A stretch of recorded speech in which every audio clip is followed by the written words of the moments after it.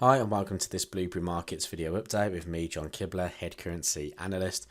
In this video I'm going to take you through the New Zealand yen and look at a potential reversal opportunity.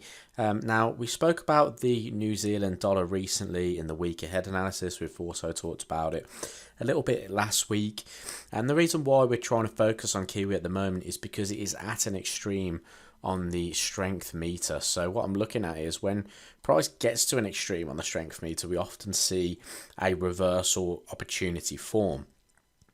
So I'm trying to eye up where we can possibly see some areas that the Kiwi could maybe start gaining some strength against. Now, I'm looking at yen at the moment just because we've seen a little bit of rebound to what happened not last week, but the week prior.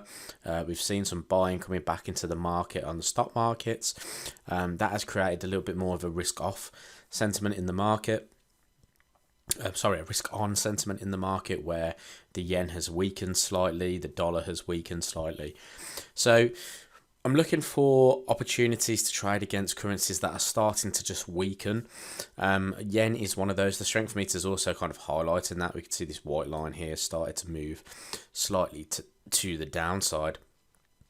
So if that's going to be potentially moving lower and Kiwi could potentially start gaining a little bit of strength, makes sense to have a little look at that chart and see if there's any technical opportunities surrounding that potential move. Now, if I just take that off the screen a second, we can see that last week we had quite a strong bullish close. Now, that's a good sign that there's been some buying activity last week and that momentum could potentially continue going into this week.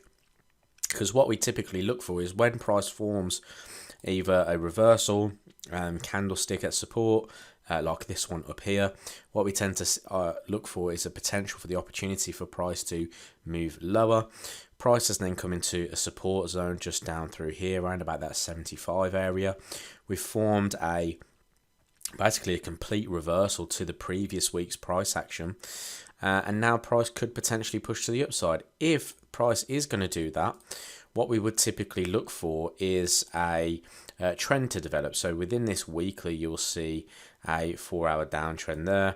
What I'm looking for here is if price is going to impulse to the upside, we should see a 4-hour uptrend form. Now, just to kind of highlight that to you, if I just zoom back through here, so you can see that after this bearish candlestick, it was around about the 9th of January.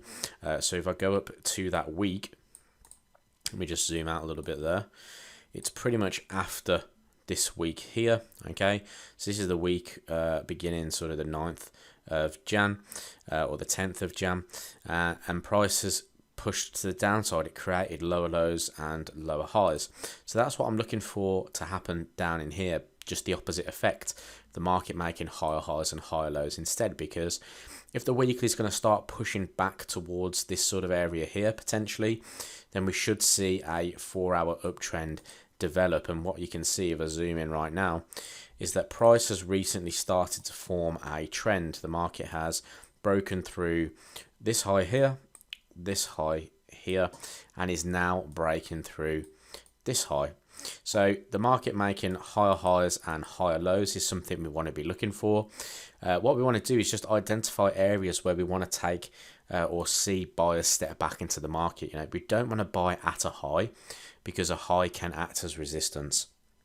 So if I was going to be buying in this area here, okay, my stop loss would have to be below these lows traditionally, okay.